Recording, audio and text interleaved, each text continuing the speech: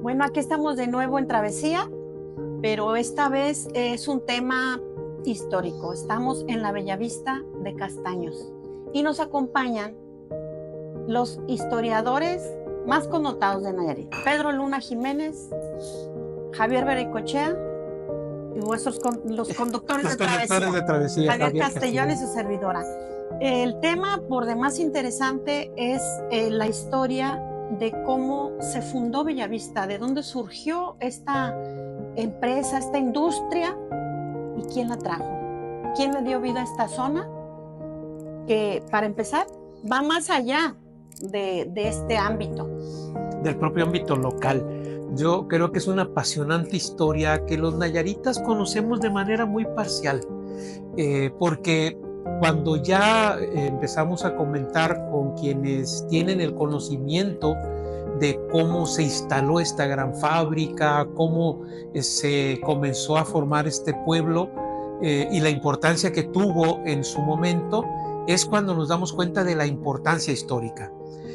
Hacia principios del siglo XIX, cuando México se declara independiente, en el mundo entero hay una revolución económica, conocida como la Revolución Industrial, que inició en Inglaterra y posteriormente se expandió a Europa, a Francia, Alemania, y con ello creó un mundo industrial que cada vez más se expandía por todos los lugares del mundo. Esta expansión llegó al México independiente después de que se independiza de España, y surgen personajes como don José María Castaños, que tiene una vida interesantísima, porque uno podría suponer, así lo suponía yo, que venía de España y que instaló su negocio aquí, y fíjense que no es cierto. Javier Berencochea nos va a explicar dónde nació José María Castaños y cómo comenzó su carrera y de qué manera construyó este pequeño emporio económico industrial en Nayarit. Y cómo se mexicanizó. Y cómo se mexicanizó, efectivamente. Él como persona. Pues qué gusto estar con ustedes y participar en esta revista, podemos decir revista de YouTube, de estas redes digitales que se llama Travesía. Qué importante es esto, ¿no? Y siempre es un tema tan apasionante. Yo, como dicen, yo estoy enamorado de mi pueblo, Bellavista, estoy todo lo que hago, lo hago con gran cariño por este pueblo. José María Castaños, todo es muy conocido que el 11 de septiembre de 1896 él nace en Santander. Pero ahí voy a poner un paréntesis, porque él cuando se casa no dice que nace en Santander. Él dice, yo nací, o sea, él declara que es portugalejo. ¿Qué es Portugalete? Es de donde nació su madre, en Portugalete. Portugalete, una pequeña vía, vamos a decir que está a un lado del río Nervión, ¿sí? Cerca de Bilbao. Entonces él dice que yo soy portugalejo, soy de Portugalete. Él declara eso. Pues yo me imagino, nació en Santander, pero su pasión estaba por este pueblo de Portugal, en Bilbao, en Portugalete. ¿Qué pasa? Él es vasco, de origen vasco totalmente, y en este tipo de origen es muy dado. En México ya para esos años de 1810, cuando él llega, ya estaba su tío, un tío de él, Antonio de Llano. A los 14 años. Sí, llega a los 14 años, 1896, 14 años llega en plena efervescencia antes de que del estallido independentista. Llega a trabajar con su tío, Antonio de Llano. Era muy común, ¿no? Mandaban pedir sobrinos, eso para que les ayudaran en los comercios. Así llegó. En esta cultura vasca, él se desarrolla con su tío, y al cierto tiempo el mismo tío les van ahorrando dinero. Les van diciendo, no les pagan muy bien cuando están trabajando, hasta se quejan.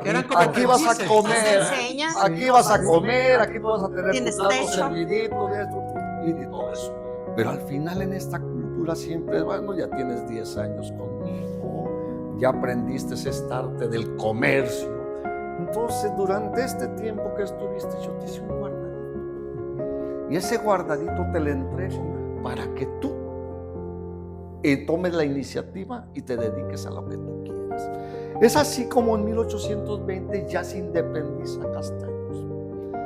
Estamos en un desarrollo comercial, producto en Tepic, producto que viene desde la fundación del puerto de San Blas de 1768, el 22 de febrero. Ya traemos ese desarrollo. En 1792, por estos años, se crea el Consulado de Comerciantes en Guadalajara. Más desarrollo hay. Se les da la oportunidad a San Blas que realice comercio con otros puertos de la corona española. Se empieza a abrir este comercio. Para eso, el desarrollo que pudo darse en San Blas es la infraestructura portuaria, cómo descargar mercancía, cómo arreglar barcos, e incluso los caminos para poder trasladar las mercancías a Tepic, que era de donde se embarcaban hacia otros lugares. Entonces Tepic se convierte en este centro, San Blas, Tepic, Guadalajara, de comercio. Entonces empieza a crecer Tepic.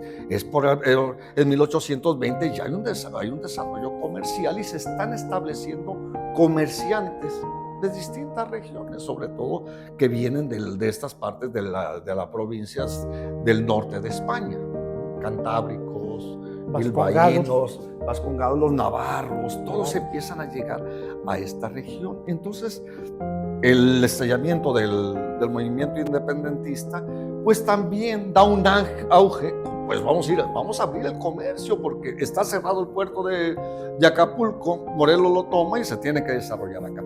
Para 1820, pues ya tenemos a Castaños por aquí. En 1824 se casa con una mujer de la élite tepiqueña de aquel tiempo, que era Gabriela Lascano, hija de Esteban Lascano, que tenía pues muchos intereses comerciales a través del puerto de San Blas hacia las Californias. La familia Lascano ya estaba instalada. Ya estaba instalado, ahí tenían su casa en lo que conocemos en la esquina de México e Hidalgo. Ahí tenían ya los Lascanos, que después se convierte en el solar de los Castaños, ya cuando Castaños se casa y hace su vida ahí.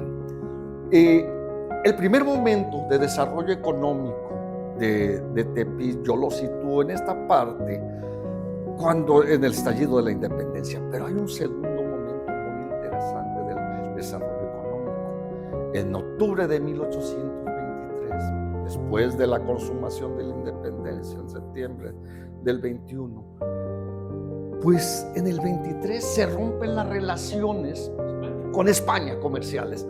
Ningún barco español puede llegar a puertos mexicanos, ni ningún barquito mexicano puede llegar a las colonias posesiones o colonias españolas. Pues ya tenemos ese gran problema. Estos están acostumbrados a hacer un comercio de este tipo con España, con Cádiz, con Sevilla, con Santander, pues de Filipinas inclusive, ¿no? Con Filipinas, sobre todo con Filipinas. Entonces se ven desprotegidos. Los ingleses, que son siempre una visión tremenda, los ingleses, en 1825 reconocen la independencia de México. Y aquí, como en una forma de decir, aquí estamos, el cónsul, que ya era Barron para aquellos años, en abril de 1825, está un barco de su majestad británica que se llamaba el Tártaro, está anclado en San Blas. Y el capitán se apellidaba Brown, junto con él deciden festejar el acontecimiento del reconocimiento de la independencia de México por Inglaterra, lanzando cañonazos desde el Tártaro y subir la bandera mexicana por el palo mástil de ese barco. Imagínate cómo se sienten los españoles. Después estás viendo, en ese año precisamente, si nos ponemos a analizar la introducción de mercancías a la región tepiqueña, es increíble la descarga que se está haciendo en San Blas. Pero la descarga por lo regular, es de barcos de Su Majestad Británica, de barcos americanos, de Córcega, de Génova, y la gran parte de mercancía, cosa curiosa, no es de Europa, Es oriental. es oriental. Sedas, porcelanas. De Macao, sedas, Así es. porcelana, la seda sobre todo, seda, luego seda en trenza que servía para en los obrajes de aquí de Tepit hacer los rebozos con seda y con textiles. Es el rebozo tradicional mexicano, el rebozo de seda, es el de bolita. El de bolitas, Sí, que te ese es traje el de- tradicional, el tepiqueño, ¿no? El rebozo tepiqueño. Y los El de chinos seda siempre llegaba directamente de China. ¿Sí?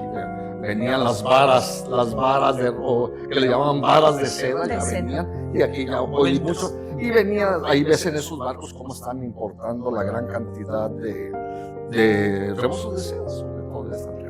Es increíble, Javier, ¿no? un comentario, fíjate que no quiero estar aquí nada más como en calidad de bulto.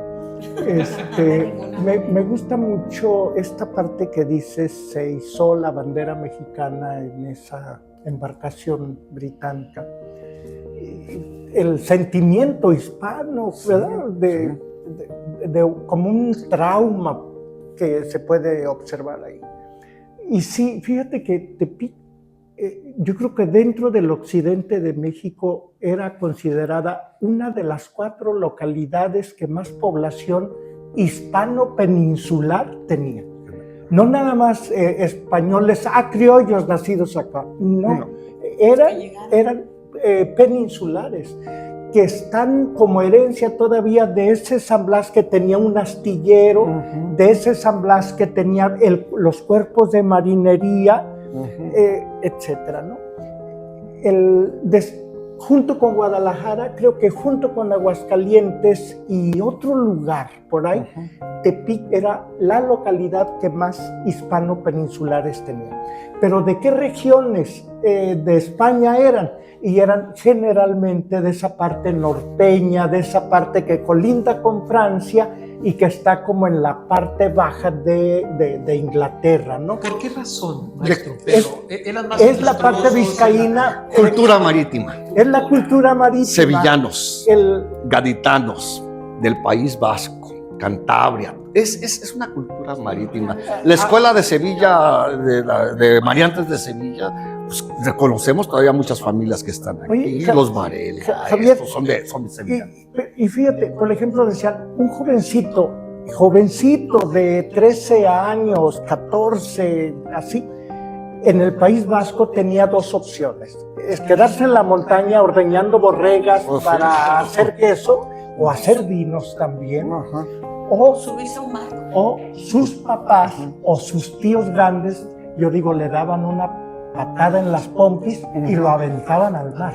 Sí, claro. Inclusive los grandes capitanes de embarcaciones para estas expediciones que tenían lugar a través del puerto de San Blas, con el fin de fortalecer la presencia hispana y todo eso, eran vizcaínos. Así eran es. vizcaínos. Con esta, perdón. Entonces, cierro esta partecita, esa presencia de los tíos que les guardaban sus ahorritos. Ojo, Castaños, que se vino por un tío, Juan Antonio de Aguirre, que va a ser el origen de otros Aguirre, dentro de ellos don Domingo Gregorio Aguirre. Pero vamos muy adelante, vamos Ok, parándolo un poquito porque... pero nomás quería hacer referencia a esta idea de los tíos. Sí, así de es. los tíos. Vamos con este comentario, que es el momento en que se dan las condiciones para ya la llegada y la construcción de capitales en esta región, de españoles e incluso británicos. Y vamos a finalizar la primera parte, inmediatamente comenzaremos la segunda parte, Luz María. Sí, bueno, por esta vez dejamos aquí Travesía y enseguida retomamos el curso que tomaron estos empresarios para darle vida a nuestra región.